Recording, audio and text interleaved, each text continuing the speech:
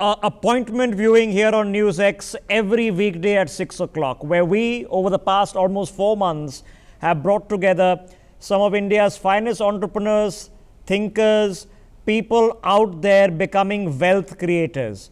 It is so important, given the context of the shock value that we are beginning to experience of what the lockdown actually impacted us in the levels of our GDP. The stock market seems to be on its own trip. It is possible for us to recover, but if we apply 2 or 3 close factors, we will probably recover faster.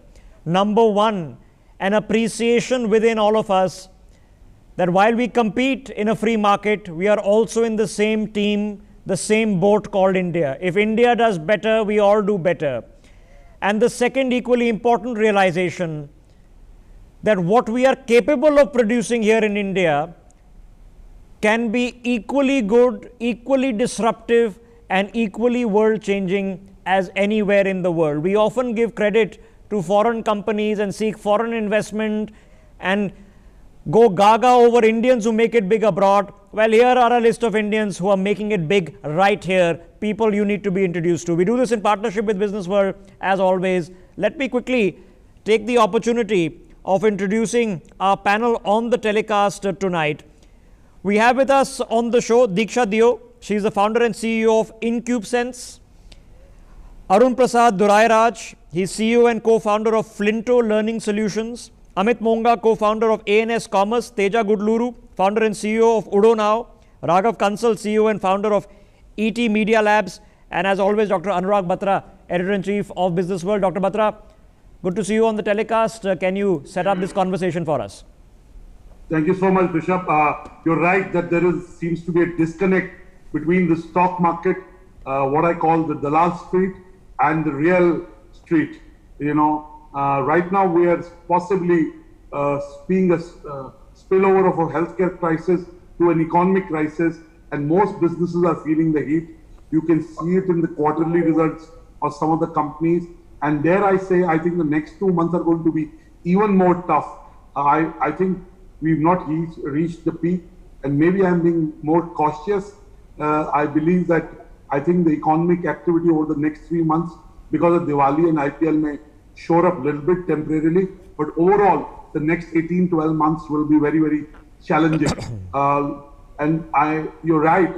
The one thing the Prime Minister has done, and we must give credit to him, over the next few years, the feeling that he's built that we can do it, we can be self-reliant and we can build it for ourselves and for the country. I mean, that's a change of mindset. It happens over a period of years. The Prime Minister has instilled that confidence in each person who is attempting to do anything in India. Let me start with Teja Gudluru. Teja, we've been doing this broadcast for the last 4 months. We've talked to entrepreneurs of all shapes and sizes. Tell us, how have been the last 6 months for you? What have you done to pivot in your business? And has anybody around you benefited from the economic package the government has given?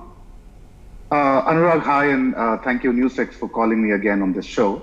So you asked me about 3 questions, Anurag. To start with, I think I echo your thoughts in terms of being cautiously optimistic at this point of time. But if you talk about the last 6 months, it has been a difficult phase for all of us. And as a startup, I think we've seen most of those difficulties on our side as well. But it is picking up. So I think that's a great news. I think as people get used to the new normal, I think the encouragement, and I agree with you in terms of the narrative around the Indian government right now, supporting local apps, supporting Indian, I think is seeing a huge benefit for a lot of startups. And we are seeing to see that increase in the way people are accepting Indian startups as well. But in terms of anybody around me that has benefited from the package, well, the government hasn't given a clear pathway in terms of whether startups are included in the MSME or not when it comes to the stimulus package. So personally, in my experience, I haven't actually seen anybody around me get that benefit. So, okay, Teja. I think one of the question I'd like to ask all of you is that, there is a real worry that some of the entrepreneurs and startups and founders who've been enduring for the last 6 months because their revenues have come down. They've not been able to raise another round of funding. Will they survive this? Have you seen a lot of startups around you kind of folding up or getting subdued, if not folding up? I'll come back to you with this. Diksha, last time you were on my show, on our show, we couldn't hear you. I hope where you're able to unmute yourself and talk to us this time. Diksha, how have been the last 6 months for you? What has it done to your business? And how do you see the business and economy going forward? Okay, thank you. Thank you. First of all, I really appreciate Anurag ji and NewsX complete my fraternity. I'm Anurag B. I'm not Anurag G. I'm Anurag B. You can call me AB. You can call me AB. Sure, AB. Sure, AB. Next time, yeah. So, good question. I think as far as a startup is concerned, anything, any pandemic or anything is very much challenging as a part of everybody's life out there. But until unless you're compassionate enough to solve a problem, I think as far as my business is concerned, we have been doing contactless from like 2017 era. And for us, it's a high priority stage where people come up and say, hey, I really want to go with contactless, right? So we really don't have to change the business division for us. It's something that the query increase exponentially for us. So that's something pretty good. But here, what we are facing a challenge in terms of the complete fraternities to solve people's problem. That means that if there are people who might say that, the price is high, or maybe there are companies who might say that I want to go for a bulk purchase, right? But they don't want to have funds to do that. So yeah, of course, we need to make a pipeline wherein which maybe we can make a credit out of it, or maybe we can give them some time duration so that they can, freeze their timelines that per se. Apart from that, I think one important factor that I always consider is Atmanirbhar, not from 2020 after the COVID, but Atmanirbhar has to be the first Indian motto that people should look up to. We have started this in 2017.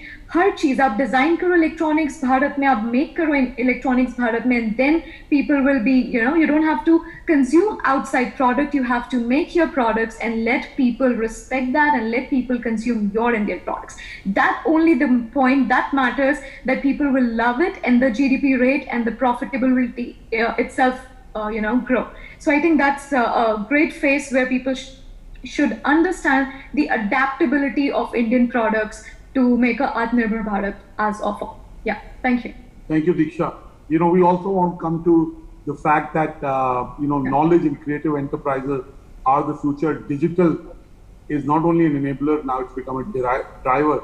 If you're not a digital business, if you're not a tech business, I don't think you're optimized or maximized, you're underutilized. Arun, you heard Teja and Diksha talk about what they have done in the pandemic. How do they see the economy? Your opening comments. One, how have been the last 180 days for you? Second, what has it done to your business? And third, do you see business and economy coming back to normal soon? And Teja, I didn't like your word. This is not the new normal. It's the new abnormal. Everything is abnormal about what's happening. Like, there's nothing normal. What's normal? So Arun, your view. So Anurag, let me split that question into two parts. What has it done to my industry and what has it done to my business, right? I think what it has done to the industry is, so we are in the industry of preschool and preschool for children and dealing with daycares for kids under the age of 7-8 years, right? Unfortunately, this was never in the radar before COVID. It's never in the radar even during COVID, and it's a 90% fragmented mom and pop run business which has been completely ignored, and it's a bloodbath right now. I think the industry is completely shattered, where all the small businesses, because they were ignored, they resorted. I mean, the only decision they could resort to is shut it down right now. So a vast majority of the preschool daycare industry have actually vanished. I mean, it's only time has to tell how many of them is going to come back. And if they come back, what are the new norms going to look like? There is no transparency around it. And the unfortunate part of this is that, the daycares and preschools are actually a part of our social fabric, right?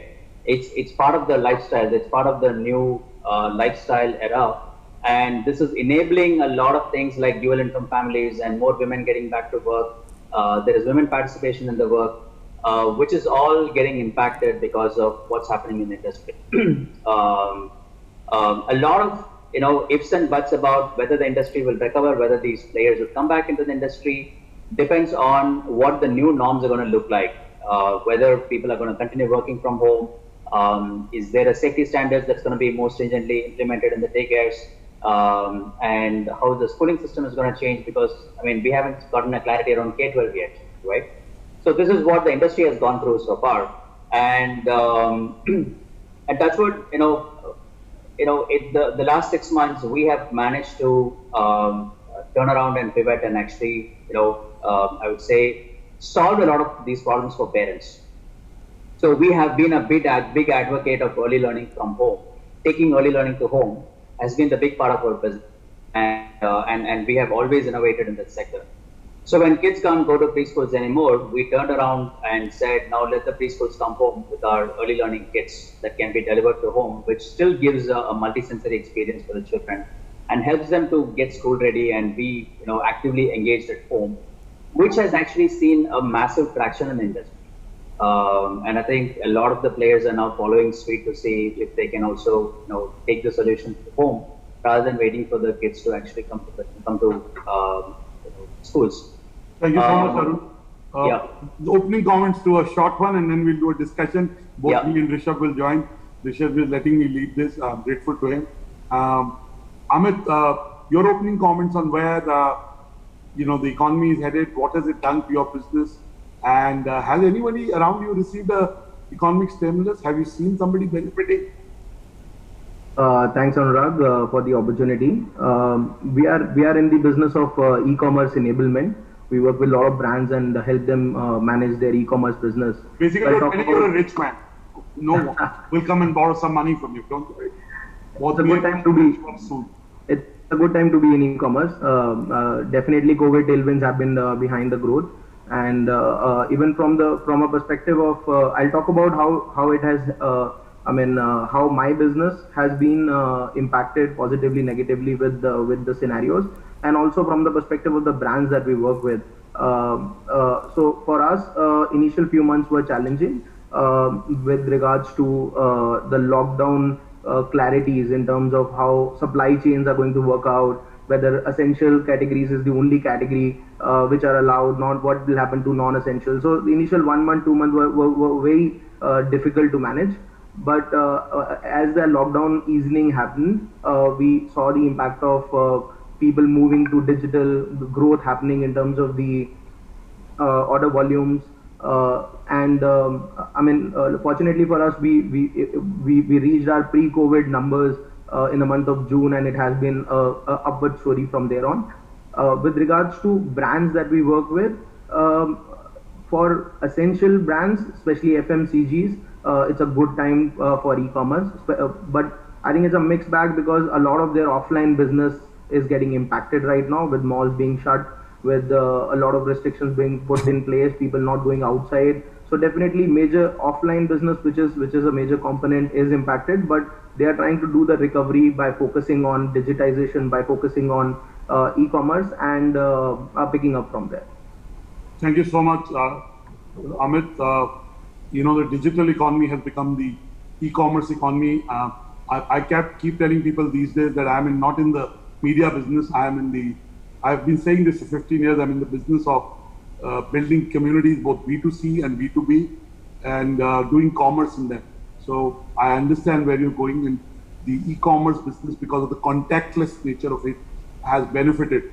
I keep saying we're in the 3C economy, the collaborative economy, the compassionate and caring economy, which is healthcare, well-being, and the contactless economy, which is e-commerce. Raghav, you heard your fellow panelists. What are your comments on what is the pivot that is happening around most businesses? When do you see the business and economy coming back? And have you seen entrepreneurs benefiting from the economic stimulus around you? Okay, so in my experience, thanks Anurag. In my experience, I think I have not seen anyone who has so far benefited from the entire setup. In terms of as a personal contact, I do not have anyone in my network.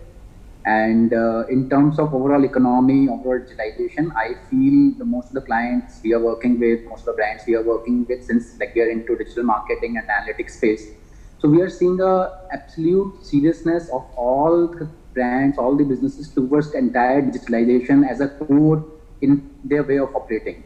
So companies who were traditionally offline operating like very much in a traditional manner, they're also like taking digitally very seriously. I see a lot of movement of the digital marketing budgets from offline mediums, from TV, from print, happening towards OTT platforms, over YouTube, over Facebook. So all in all, at least in our experience, the lot of businesses, they are moving and taking digital as a very, very serious medium. Okay. And tell us, data is the new oil. This was said 6 years back. It looks like it is the new oil. Okay? Absolutely. And tell us, what can businesses do to build themselves a data and insights businesses? Give us a few examples of businesses you've seen in the last 6 months who have pivoted from a traditional model to a data and insights business. Give us a sense. Okay. So one of the brands we are working with, which has their offline retail setup across India. So they have been like a very traditional business run by a traditional family, and the entire business, entire gamut was offline. In last 6 months, somehow we have seen, although they had already initiated the digitalization of their business, and we have been working with them for around 2 years, but the kind of aggression, the kind of speed at which they've actually adopted digital in last 6 months, it has been totally different. When it comes to utilizing data, so since it's a traditional family business, been there since decades, so they already had a lot of consumer data and a lot of insight into the customer that was not being used that effectively. But the moment you start taking digital in a much more serious, much more bigger manner, because the country, the consumers have also started to adopt that as a bigger, embrace that as a first mode of going and buying products. So basically taking their offline data into and digitalizing it, marrying it with your digital marketing channels data, be it AdWords data, Facebook data, analytics data, and trying to use that, because the challenge, it's not like all in all their business has grown. The share of digital in their overall revenue has grown. So they need to optimize their spend, they need to optimize their overall efficiencies in terms of marketing. So what we have started to see is, number one, they have gone digital in a big way. The kind of aggression they have brought in, that is really like unexpected, I'll put it that way, because that was not that big a priority from the top management. Secondly, the use of data has become much more important, because now they cannot afford those inefficiencies into their business systems across all different verticals. Rather so well said. And I second you that, we as a, I also am the founder of Exchange4Media, which is India's #1 marketing, advertising, media communication business, profitable for the last 14 years, and the most impactful. I can tell you that data and insights lead the conversation in our business. And Rishabh, all media businesses have to become data and insights business. That's how you're able to deal with Facebook or Google, or you'll be eaten up by them. So really, I want to ask one question to all of you, and I want a very straight and brief answer. I'll start with Diksha. What is that one thing that you added onto your personality or to your way of working or to your belief system post-COVID that is here for you to guide you throughout your life? Diksha, first you, then I'll go to Teja, Arun, Amit, and Raghav. You'll have to unmute yourself, Diksha. Unmute is the second most used word of 2020. First, COVID. So go ahead. Thank you. That's a wonderful question, Anurag. First of all, I think personality, I always say, like I've given so many tech talks, I always say to people that if you don't communicate, nothing gonna happen. So here, what happened, everybody has this digital laptop, or probably they use communication platform, and everybody's day by day they're learning. First thing, the communication. I mean, the art of communicating, be it any language. The most important way of communicating is not the words, but the way of your expression. So that is first thing, which everybody should, getting into, and they love to see themselves. They can actually record themselves and make a analytic ki main kitna acha kar pa raha hu, right? So that's one thing. Yeah, of course. I mean, for everybody.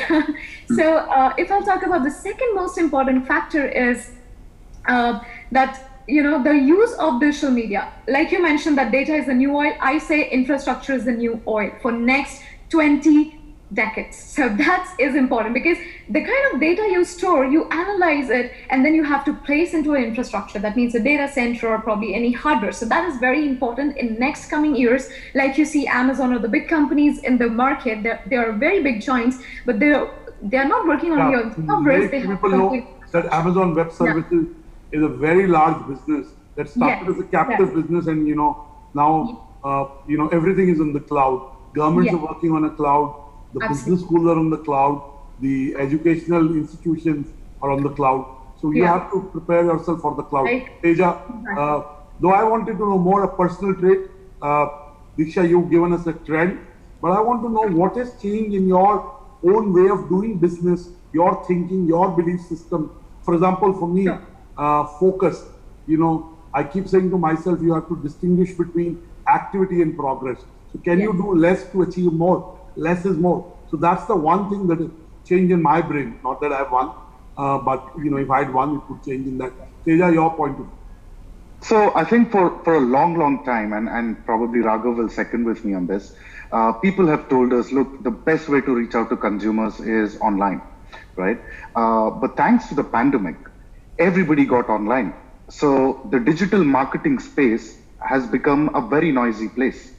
So now I think the biggest change that we had to do in our business, because we were desperate to reach out to people to say, look, we run an app that can let you freelance, and we are the app in India that lets you freelance at your will.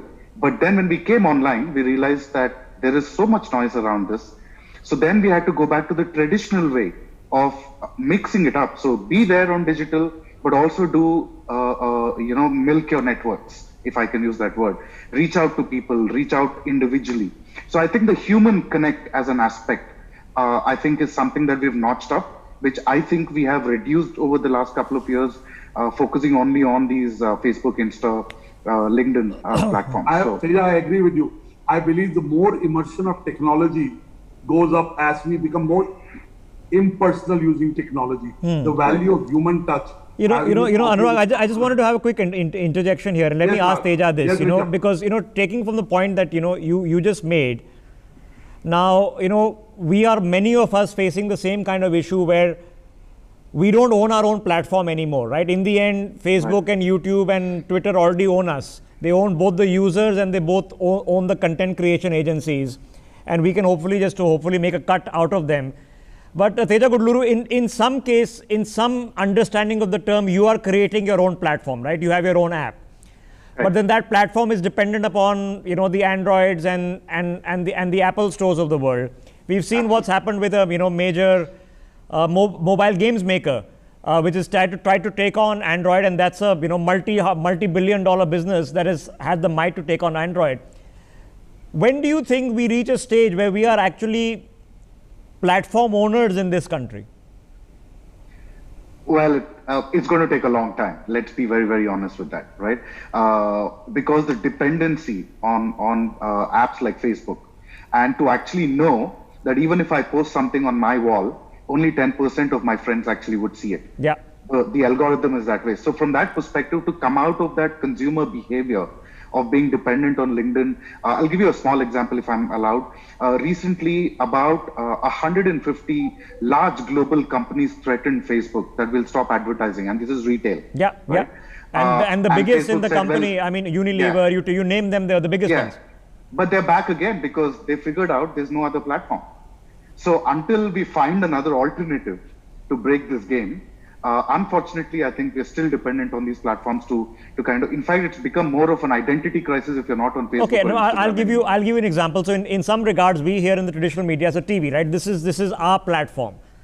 Yes, we run our satellites and you require license. So we are, of course, borrowing off other platforms. If you take off all the satellites, we also can't function. But Raghav Kansal, in the end, the bitter realization that we've all had in the media is that, we are now being forced to function in platforms whose algorithms we can try to understand. But trust me, I've been doing this for a very long period of time. One tweak they make in the algorithm and your entire strategy changes completely. Absolutely. And that they do at their own will. Okay, we don't know what tweak they made, but if you spend 4 years trying to figure out how the algorithm works and they make one tweak, you have to spend another 4 years figuring it out, and that's how they control us. In the end, Do we see some hope in this country that the endemic platforms are coming, both in terms of app? I mean, if you had a social media strategy on TikTok 6 months ago, right, that doesn't work anymore, right? If you were thinking that, okay, you'll get in all these PUBG guys, that doesn't work anymore. So how adaptive is it, and when do you see a platform emerging in India? Raghav?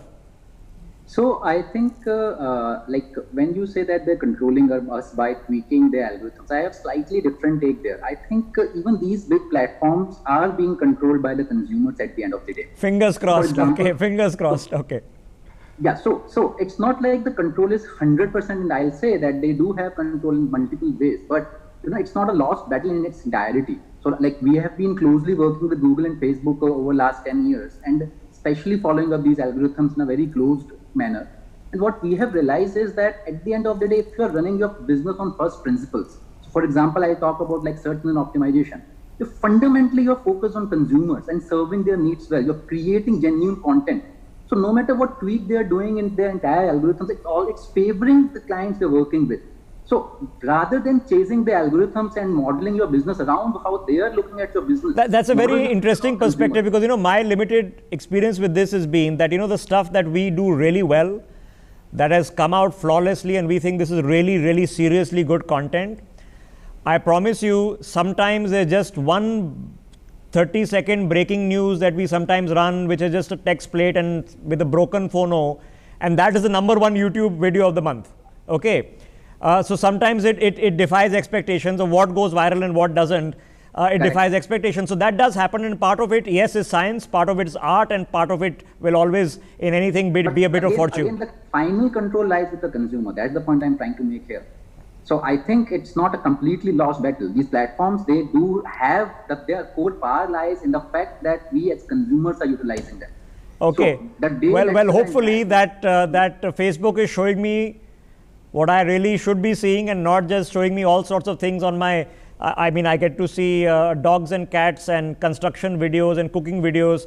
I don't know where in my algorithm says that I love all of these, but that's what they keep sending to me. Diksha? Facebook's news algorithm is going it's degrading by time. It will lose its consumer. That is happening. Trust me. Okay, so then it's the hunt for new platforms. Platforms also live and die. I remember, we were talking a few weeks ago about when we began social media. It's all about Orkut, and then Google bought it, and then who knows what happened, then MySpace disappeared. They do also have a very okay, I'm short of time. I need to take a break. Okay, Diksha, go ahead. Yes, thank you so much. Great, Raghav. You put a lot of great points. So thank you for, thank you, Diksha. Great aspect in terms of Facebook. So I like to add only 2 pointers. First pointer, like you mentioned, that when are we going to make our own platform? So point number 1 is, we cannot make software and rule the world. We just cannot. We have to make our platform independent. We have to make the hardware. If we are talking about phones and Android like operating systems, first of all, we need to design the phone. Then second layer comes the operating system, then the application, then other part. Everything is entirely possible if everybody comes together. And talent, if you talk about talent in terms of software, PCB designing, assembly making, manufacturing, and complete packaging is there in India. But the only point is their acceptance. If India is making, people are making them like, okay, you can do that, but there is no acceptance. Like Raghav said very correctly, Facebook is degrading. It is degrading. There are very major factors, but I'm not going to go into nitty-gritty details. But why this is degrading? Because we are bored. We are human, like what Tejas has said. We are human and we are bored. The human connect is missing. I'm okay to go with my friend on a playground and play football rather than playing PUBG, right? Okay. I'm going to get bored. I'm going to get For the record, I've never played PUBG. Neither have I. But now it's too late. Anurag Batra, it's too late now. You'll have to go abroad to play. Definitely going to die one day. Okay. I'll just throw out an example. Amit, come in on this. I mean, you look at the Jio strategy, for example, right? First, you buy the fiber optics. You start installing the cable many years ago. Then you buy out the 4G licenses, so you own the pipeline. Once you own the pipeline, then you start developing your apps, buying out content agencies, media agencies, so that you start owning the content. It's an A to Z sort of a logic strategy. In defining this, do we see then that becoming, a wholly Indian platform? Because even then, a Jio will work out of potentially Android or Apple phones. I think. But why don't you let Amit take that? Amit, just your random thought on this. Yeah, sure. So I think it's platform, having a platform which is local, it's a matter of time. There's a lot of push that is coming up from the government also. But I think with people clearly are seeing the dependence on Facebook, Google, and how they are playing an important role in acquiring customers, I would say. It's a matter of time before we would have a platform which is localized and serving a pain point of the Indian consumer. So I'm pretty hopeful on that. Okay, so Arun, before we take a quick break, why don't you just come in on this? Because and then Rishabh, just to support what Diksha said, you and me about 6 weeks back or 7 weeks back, we discussed as long as China controls the semiconductor industry rare earths, and Taiwan produces them. I mean, you cannot dominate the world. Diksha is making an extension for the exactly. same point. I don't know. I've gotten sick and tired of mentioning that you need a fabricator in India. We need a fabricator, a silicon fabricator in this country. I can't believe we don't have one, and nobody seems to be building one. I can't refuse to believe that we can't cough up the $20 billion is required. Yes, exactly. Diksha, go ahead. I agree with all the pointers. I really emphasize on this. Why we are working on a lot of laptops and Intel, I mean, I should not name it, but there are microprocessors. Why cannot we make microprocessor? We make a lot of rocket science. We do a lot of rockets and we make a lot of things in the science industry. Why don't we make in some certain No, the point is until you can't make it, you will forever be hoping that Vietnam is making it instead of China, and that's your best bet, or the Koreans helping out. Okay, quick last word, Arun. Let's not forget, we made them, right? I mean, Indian contribution in silicon and in and this is where I began this conversation, Tejaji. That we wait for Indians to go abroad and then start heading Google and Microsoft, and then we say, oh look, they're successful. We need to be looking within India and finding the successful people right here, and then equipping them with a silicon fabricator. Arun, for a business that is predicated on physicality, right? That a person is visiting your premise, putting you in charge of an important family member so that they can carry on with their activities. In your view, customer acquisition is, did you have a digital push in customer acquisition, that your brand building was all digital based? So we were a digital first company, actually. Okay. And a big part of our strategy before COVID was taking early education to home rather than bringing kids to the preschool. We believe that kids spend a vast majority of their time at home, and it makes sense a lot to actually engage the children more meaningfully at home.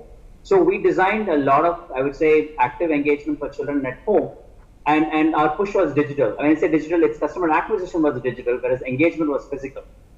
And when COVID struck, I mean, before pre-COVID, the only difference is we used to be an ancillary to education, ancillary to engagement. Now we are in driver's seat of engagement. We become the primary source of engagement and interaction for children. That's the only thing that has changed for us. Okay. And because we were a digital first company, we were able to, I would say, more leverage the situation. Anurag Batra, we were talking about digital platforms. Has the time come in our economy? Is this the pivot point where we talk about manufacturing, service, agriculture, and mining, that now we need to talk about what is the digital sector of our economy? I'll tell you, Rishabh, let's step back a little. I've said that this is a country that only celebrates success. It doesn't celebrate failure, and there's nothing called failure. Failure is experience, is what you get when you don't get what you want. In our schools, we tell our children, you can't fail. You can't pursue your hobby. You have to do. So I think the Prime Minister in the last 4 years, by doing Startup India, he's an entrepreneurial Prime Minister. He's tried to change the mindset that it's okay to fail. There's nothing called failure. The project fails, the idea fails, the person never fails. So I think that mindset has to change.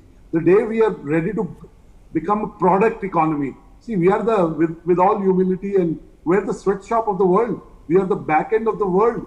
We are, we are producing for the world. We have to build our own products, whether it's in education, whether it's in any sector, healthcare, media. We didn't build a LinkedIn. We didn't build a Facebook. They call themselves tech giants, which they are, but they're also media tech giants. So I think that culture is changing. Companies like Byju's, companies like White Hat Junior. White Hat Junior's motto is to create more creators of digital products rather than consumers by learning coding. So I think that mindset change is happening, and do not underestimate the power of the Prime Minister's. But some people I know make fun of it. what he's doing today may have an impact 2 years, 3 years, 4 years from now. And I want to again say to all of you on the panel that at least on our BW Business World and NewsX 6 to 7 p.m. show called the Atmanirbhar Show, we've had between 5 to 10 entrepreneurs who actually benefited from the economic stimulus. So they may be few and we need more, but the economic stimulus has reached people. But to Rishabh, to give you a direct answer to your question, I think we have a long way to go in producing product companies, but the process has started. Okay, the process has started. So why Diksha, why don't you come in on this? So, when we are saying the process has started, where are the shoots? Because we thought, okay, oh look, Flipkart is the shoot, right? And then it gets taken over by a foreign corporation, which is perfectly fine. You want investment to come. But where do you see the disruption happening? EduTech is what we're talking about. Arun will stand up for it. There are big companies out there and a lot of people jumping into this space. But do you see companies that are going to become global disruptors, or is conquering the Indian market enough? Okay, there are three factors. Thank you so much for your question. Well, I think the complete segment in India, and of course 2020 agar hum leke chale. So 2020 is a software, like we are very good in software. But when we talk about hardware and infrastructure, then we really need to talk about, like you said very correct, that we need to get our foot inside the semiconductor zone. We have to create, like in any of the laptop we should have made in India semiconductor. We cannot say just by creating an app and we are the giant. We cannot just say that, because becoming a giant in any of the sector, it needs not only the software aspect, you actually hosting something on the server, which is again your third party. You use a third party. So I think becoming a complete holistic approach in terms of India, of course we cannot do it tomorrow, but I think we need a support from government. We need support from each and every no, let's define it. No, why don't we define it? What I mean, I've already told you silicon fabricator. You have my two hands up. Yeah, that's going to cost $20-30 billion. Okay, so you need at that scale maybe even the biggest companies in India can't just cough up that in the next couple of months. But you need support. What else? There is a psychological impact. Like Anurag ji said very correctly that kya hoga, kaise karega? You are very young. You cannot do. You can fail. People told me in 2017 you cannot do it, Diksha, but right now I have great products and great clientele in hardware. We create and manufactured hardware, design hardware in India. So I think if you will it, you can change. So it is possible. Okay, yeah. I'll tell you that if you want to win the 6G race, you have to start investing billions now. Okay, this year to win 10 years from now, because we already lost the 5G race. We can chuck out Huawei, but in the end, you'll have to buy it from either the Swedes or the Koreans in the end. Raghav, you want to make a point? Raghav, go ahead. So yeah, I think I would also like to highlight one sector which is getting missed is the enterprise technology sector. A lot is happening in that sector itself, because the entire software as an economy is moving towards software as a service. And in India, I think, like at least in my experience, I have seen that India is slowly kind of, becoming a major competitor for the number one company. No, define it. Raghav, are you saying from the time when we were an IT major because we did back office jobs to the point where we are creating products? As that pivot point comes, do you see it? We are creating software products, B2B software products, enterprise software products, and that is like at least I in my network see a very strong awareness and movement in that direction. People are aware that instead of service company, let's go for a product, build a product. And India has set right examples also. Zoho is one example, which is a product company that we have created out of India, and it is kind of challenging companies like Salesforce. Freshworks is another example. The entire the culture, at least when I talk about like being from engineering background, I see a lot of awareness, a lot of enthusiasm among entrepreneurs to be able to build world-class software. No, I'm trying to be reflective of that. Your data is actually going to Amazon, right? Are you hosting your own data center? So yeah. I love to have this. I need 3 more hours to have this conversation. So we need our own data servers at a scale unimaginable before. Okay, and as much as I want Elon Musk to come to India, I'm hoping we can make our own electric car as well and send it to Mars. We'll send one to Neptune. Amit wants to make a point, and Teja ji coming to you next. Amit, go ahead. Yeah, I just want to add the products with regards to e-commerce sector. So one of the trends we have seen is brands looking forward to having their own brand stores, their independent brand stores where they can directly reach to customer. And you would have seen a lot of direct to consumer DTC brands coming up, where they don't have a lot of infrastructure in the offline, but they're directly reaching out to the customers. Yeah. And their push is there on building a product where they can have their own technology, which is as competent as the likes of Amazon, Flipkart, etc. We, in fact, at ANS Commerce, are building products. We have a product called Cartify, where we host brand.com solutions. So as of now, we're powering about 70 brands, where on a monthly basis we manage. No, explain solutions. What do you mean by consumers. solution? What does the solution mean? What do you solve? So it's basically it's a solution which lets brand have their own .com and acquire customers and reach out to their customers. Okay, so it is still possible to get customers driven to your own website rather than all of us searching on Amazon. Labeling. It's, Rishabh, in traditional digital term, it's called white labeling. So where it's like the back end is called and you are able to retain the data and customers that the technology allows you to do. The point is that the consumers have to have a faith in your brand and your offering. You have to have that pull. And when you build for India, you have to build at global standards, because Indians have got used to consuming every product and service area, products which are global, which means they are the best in class.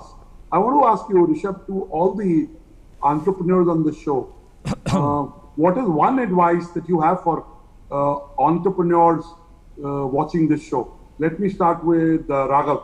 Raghav, one advice that you have for everyone watching this show. I think in my last 10, 11 years of journey as an entrepreneur, one thing which I realized and learned the hard way is focus and perseverance. These are two key aspects of building a great enterprise. So, like, just to share a very quick anecdote, like initially there were a lot of things we were doing as a company. When we started, that was around 10 years back. But eventually, with time, we realized that our core strength lies in a couple of things, in analytics and performance marketing. And that is what, we got rid of all other offerings that we had as a company. And that is where the growth started to happen. So I think people who are just starting up, it's very important to, understand and focus on that and just build and go deeper and deeper into that piece. So if there's one thing which I would like to share with fellow entrepreneurs, it would be to understand that what is the key focus and mode that you are going to. Okay, Teja Gudluru, why don't you take that? I mean, what's the lesson learned from Udo now? I think it is to persevere, I think, to have the belief. I liked what Anurag said in terms of now we have a prime minister that talks about being optimistic, that talks about, it was almost like we had given up in the last few, the last few decades. That, okay, manufacturing, all of this is China's game. Let's focus on anything else that China is not strong at. And I think now the narrative is coming back to say, you know what? We can do everything that China can do because we have all the resources and the skills here, right? So I think it is to have that belief, to one, and two, stick to your basics. Okay, I'm just curious, Teja Gudluru, but do we now need that large, expansive approach where maybe 5 years, 10 years, that we are securing the rare earth minerals that need to come in, we are securing our lithium resources, we set up the prefabricators. Do we need a 5-year, 10-year plan to to ramp up digital to the next level? Because AI is already here. It's not coming. It's already here. I think we've had 5-year, 10-year plans since independence, Rishabh. I think. No, I'm not talking about those plans. No, not those. Not planning commission plans. No, I get that. But in terms of the verbiage around it, we've always been looked at that. But I think what is critical, and if you were to look at China, domestic consumption of their products is unmatchable. There's no Facebook there. There's no Google there. Yeah. They have their own versions of it. And when they empower their own companies with so much of business, they are now ready to take on the world. Yeah, but they build these companies by banning the Facebooks and the Googles and the Twitters, right? So you get the Weibos and the WeChats. So while it is for security reasons, the message from the government is loud and clear, right? So we want to encourage local companies. If you look at any of the e-commerce site, when was the last time you saw almost every product brand themselves proudly with an Indian flag? It's happening. I promise you, we had this conversation 3 months ago based on simple logic that if I want to go online and purchase, I don't know what's Indian until I receive it and it says made in China somewhere. And I believe many of these Chinese products have even started dropping that to get around this. Arun, quickly come in before I hand back to Anurag. In a practical sense, what I was trying to say is that certain things entrepreneurs can do and certain things you can't. I was talking to an entrepreneur. He said that, look, no matter what I try, some part of my product will be sourced from China. I don't have an alternative. I can say 80%, 70% I can get from different countries, but one particular chip or one particular component I have to get from China. So in this regard, do we need a plan where we're thinking about, do we have access to rare earth minerals, battery manufacturing capacity, solar panel manufacturing capacity, your data plants, servers? Do we need a larger vision on that? My opinion on this is, in fact, I had a slightly different thought on the earlier communication also. I think the commerce and economies are far too interconnected for us to put in silos anymore. It's far, far too interconnected. I don't know. I mean, you can have hardware here, but the money for the hardware may come from somewhere, right? You can have a complete security system here. The chip may come from somewhere. So you don't know which part is sourced from which location. So in fact, if you take a step back, what is more important, and in fact, what has actually led a lot of these larger companies to actually succeed and thrive outside India in various economies is actually the laws of the land is what is more important than where this comes from. As long as there is clarity on the laws of the land and what can happen, what cannot happen, it doesn't matter whether it's Facebook is doing it or Google is doing it or any foreign company is doing it. You got to respect the laws of the land. Right? Okay, but the laws are changing. Now the Europeans are taking on Facebook, right? I mean, exactly right. You can have the same company doing a very different approach in a different country, and they can take it granted for in India, right? Yeah. Now, as long as that doesn't happen, to me, it's very. It is. I mean, so end of the day, if the laws of the land is not respected and if it's not implemented. Okay, but do you think, Arun, are these platforms changing? Do you think, if the big brands boycotting Facebook only, played a moral lesson, but Europe, for example, I believe that you're now seeing that for the first time in some European countries, Google will have to pay for the news that is searched of their website. They'll have to pay the content creators. That's when the real, I would say, transformation happens, because then you are preventing not just global players but also local players not breaking the laws of the land. Okay, it wasn't very long ago, Diksha, that under the US stock market, Google was listed as a financial company because the amount of assets they had deployed in the stock market exceeded 70%. They were making so much money and did not know what to do with it that 70% of their assets were deployed in the stock market. So they were classified as a financial company. Not anymore. But are we seeing the complete hegemony of these platforms denting? Is that happening now? Lots of you guys have apps. I've seen a lot of apps that have millions of users now. Yes. Rishabh, it's not. In my view, I mean, Diksha will come in, but I want to give you my considered view. I think Google and Facebook are not going anywhere. At least, I mean, never say never. Who knows the future? I'm not an astrologer. I'm not a futurist. I very live here, but that doesn't mean anything. Okay. I don't think they're going anywhere. One, they continuously invest in innovation. They incubate people, they incubate ideas, and they're thinking 10, 20 years. And they have the advantage of money. So they can take big bets. So the question begins is when do we start making that same kind of investment? Diksha, take it.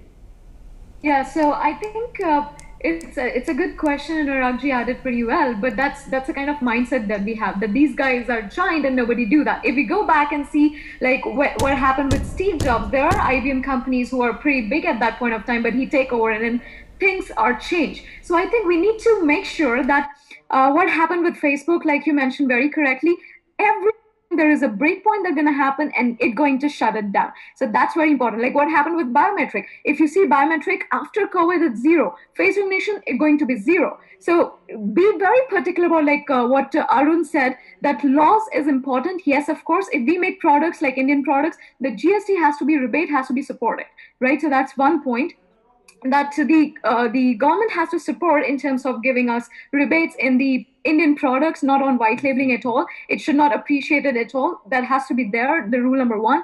And when we talk about Google and Facebook and all that matter, Facebook going to shut down pretty soon. That's something that I'm going to say clearly, absolutely fine here, because most of the apps company not going to sustain.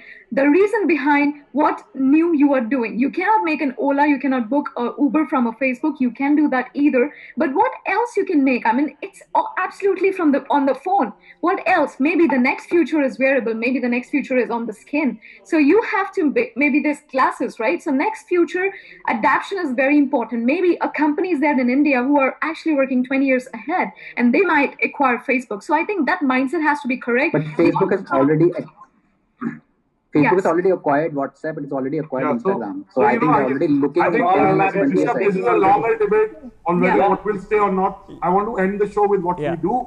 I want to ask for a quick Twitter-like answer to my question. I want to start by asking Amit, and the same question to everyone. So you know the question, give me an answer. When do you see the Indian economy in full bloom? When do you see it coming back? 6 months, 12 months, or 18 months? Amit, first you. I think we're all waiting for the good news of medicine hitting the market, and I think We know that that's a variable. You know, when will the vaccine come? But you know, not knowing when it will come, what's your view? 6 months, 12 months, 18 months? I think it'll go We back. can do the answer, of course. You know, we give you like the date also, 24th September And- 2020. You know, but we don't know that. So that's why I'm asking you, what's your sense? I think at a very high level, I feel 12 to 18 months. I think 18 months would be a good time for us to say that it'll go back to being normal. But anything beyond that would be anyone's guess. Is that good, Luru? I think at a minimum 18 months, and whatever happens after that. I continue to stay optimistic, but 18 months, I think. Raghav Kansal? I think 12 to 18 months is what I would bet on.